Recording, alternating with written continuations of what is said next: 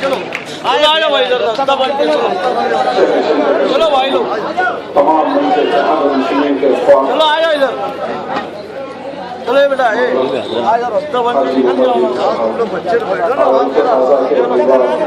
आप बंद कर रास्ता भेजो दोस्तों साथियों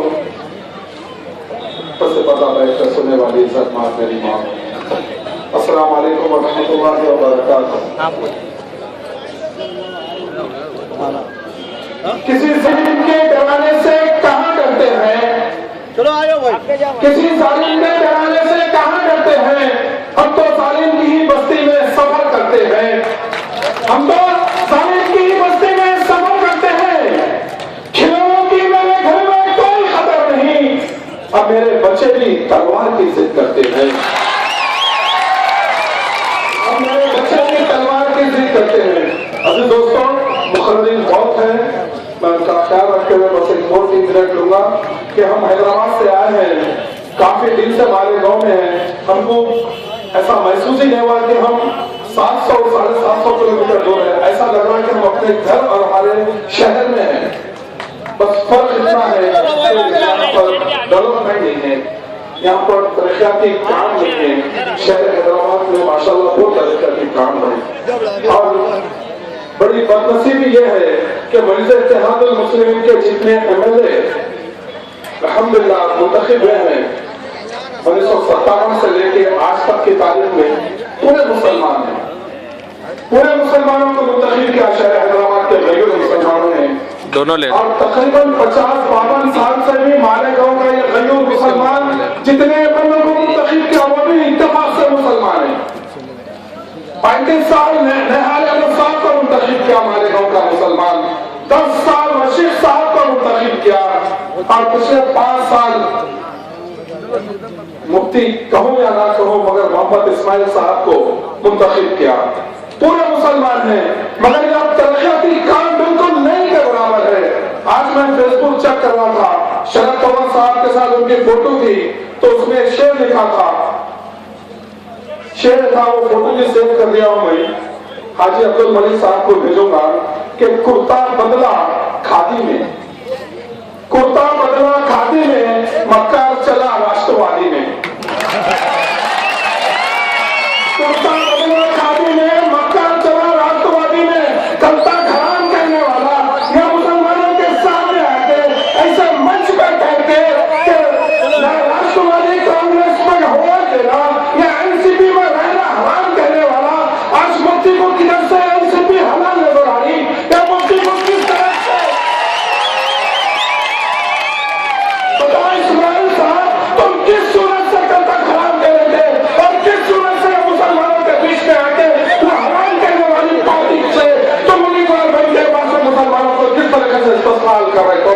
तुमको कहना पड़ेगा कि बात तो बहुत अच्छी है कि मक्का चला राष्ट्रवादी में, तो ऐसे मक्कारों से उछाल रही है। कौन मक्कार है? हम नहीं कह रहे, अवाम कह रही है। ये मासूम बच्चों के हाथ में जो फोन आ रहा है वैसे फोटो में अशर लिखे आ रहे हैं। मैं कह रहा था कांग्रेस और एनसीपी ये दोनों एक सिक्के के दो रुख है। याद रखिए मेरे भाई, कांग्रेस हमेशा मुसलमानों के ऊपर जुल्म ज्यादती करी है। मुल्क आजाद होने से आज तक की तारीख में 50,000 ज्यादा फसादात मुसलमानों के अगर किसी की हुकूमत में हुए हैं, उससे ज्यादा फसादात अगर किसी की गवर्नमेंट अगर हुए तो कांग्रेस की हुकूमत में है। अगर 1-2 फसादात को अगर छोड़ते हैं तो कम बेश 50 फसादात हुए हैं तो कांग्रेस की हुकूमत में भी है। और हमारे पास कोई मसीहा नहीं है, हमारे पास कोई नहीं है लीडर। ये मुसलमानों के वोटों के दलाल, मुसलमानों के वोटों की दलाली विधानसभा में करने वाले कान खोल के सुन लो। आज हमारे गांव का मुसलमान बेदार हो चुका है, आज हमारे गांव का मुसलमान बेदार हो चुका है। आज कह रहा है,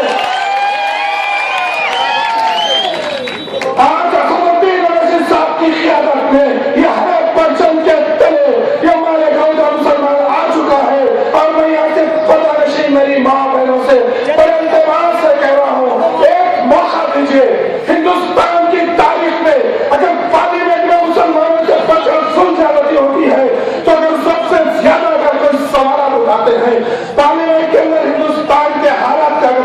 क्या कोई मुखालफत करता है तो असदुद्दीन अवैसी साहब बात करते हैं, मुसलमानों के मसाइल असदुद्दीन अवैसी साहब करते हैं।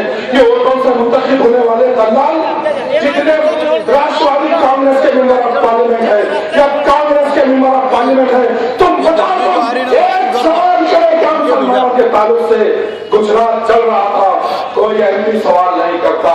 गुजरात की माँ बहनों की असमत रेजी हो रही थी, कोई एमपी सवाल नहीं कर रहा था। हाँ, आपका मेरा खाए, मैं बात ऐसे ही नहीं कर रहा हूँ, बड़ी जिम्मेदारी से कह रहा हूँ। मैं असदुद्दीन अवैसी साहब आप टाइप करिए और क्लिक करिए, आपको पूरी लिस्ट आ जाएगी।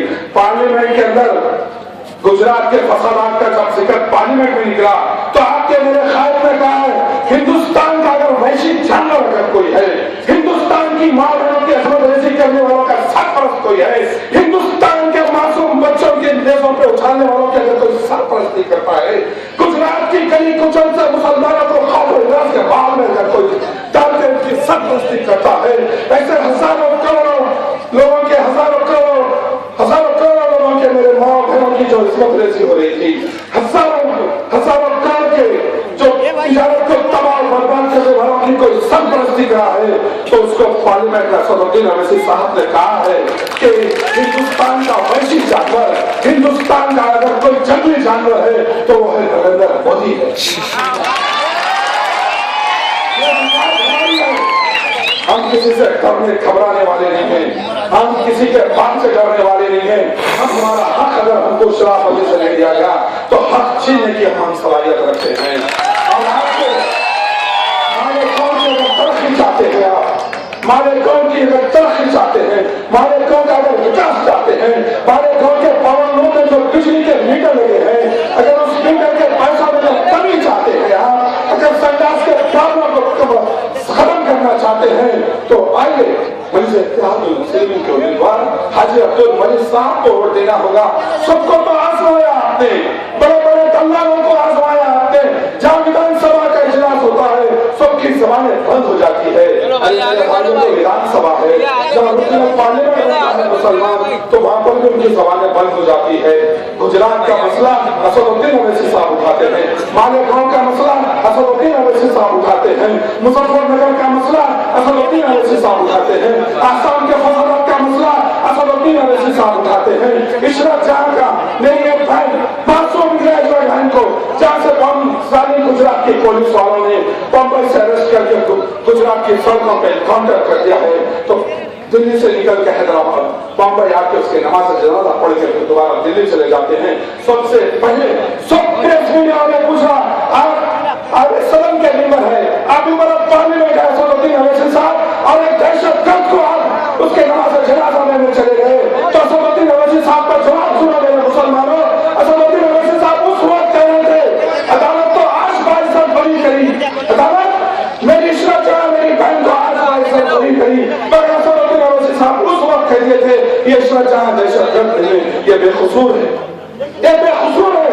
पार्लियामेंट में बहुत हंगामा हुआ, कह रहा था कि पार्लियामेंट में और मुसलमान नहीं है, पार्लियामेंट में कोई दूसरे मुसलमान नहीं है, ये अल्लाह ने मुसलमान है। जितने मुसलमानों के वोटों से मुंतखब होते इनको मुसलमानों के मसाइल से कोई सरोकार नहीं है। और हमको फिरका परस्त कहने वाले हैं, हम उत्तराखंड में भी यहाँ से हमने इकरार की थी, दारुसलाम हैदराबाद से उत्तराखंड को 2 करोड़ की इमदाद गई थी, जहाँ मेरे हिंदू भाई लोग परेशान थे तो हमसे इत्तेहादुल मुस्लिमीन ने 2 करोड़ इमदाद दी थी।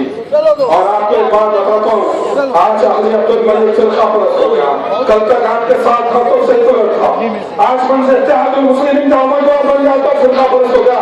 अगर हाजी अब्दुल मजीद वाले कौन के मुसलमानों की बेबाक अंदाज में नुमाइंदगी करेंगे, बेबाक अंदाज में मसला हल करेंगे, कोई सुन करेगा तो सबसे पहले आपके दरमियान अगर कोई आने का हाजी अब्दुल मजीद आएगा।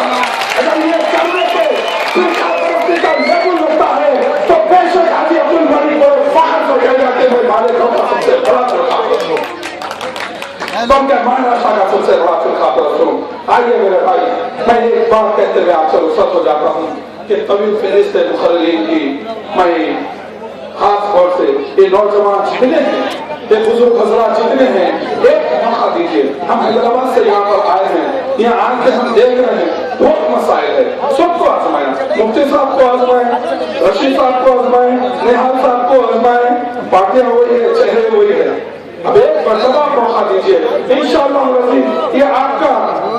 अब हाजी अब्दुल मलिक मंजिल इत्तेहादुल मुस्लिम से जब मुंतखब होंगे तो इंशाअल्लाह उनमें वो बेबाकी आ जाएगी, उनमें वो बहादुरी आ जाएगी, उनमें वो शुजाअत आ जाएगी कि मुसलमानों के मसाइल को किस तरीके से लड़के हासिल करना है वो सब आ जाएगा। मैं तमाम मेरी मोहब्बतों से फिर एक मरतबा पुरखुलूस इल्तिमास करता हूँ कि आप अपने को 15 तारीख के दिन आप 2 घंटे दीजिए। मैं पर्दा नशीन माँ बहनों से कह रहा हूँ, आप सिर्फ 2 घंटे दीजिए। 5 साल हाजी अब्दुल मलिक आपके दरमियान में रहेगा, या कहीं कूचे में रहेगा हाजी अब्दुल मलिक। एक खत्म के निशान पर देना होगा। आज रात का आखिरी जलसा है, मुखरिज बोलते हैं। मैं एक शेर कहते हुए मुफ्ती इस्माइल साहब और कांग्रेस के उम्मीदवार की नजर करता हूँ। बात जो पर्दे में है वो बात भी खुल जाएगी, बात जो पर्दे में है वो बात भी खुल जाएगी। कल तक खुद तुझ पे तेरी जात भी खुल जाएगी, कल तक खुद तुझ पे तेरी जात भी खुल जाएगी। हमने देखा है सिकंदर को फना होते हुए, हमने देखा है सिकंदर को फना होते हुए, वक्त आने पर तेरी औकात भी खुल जाएगी।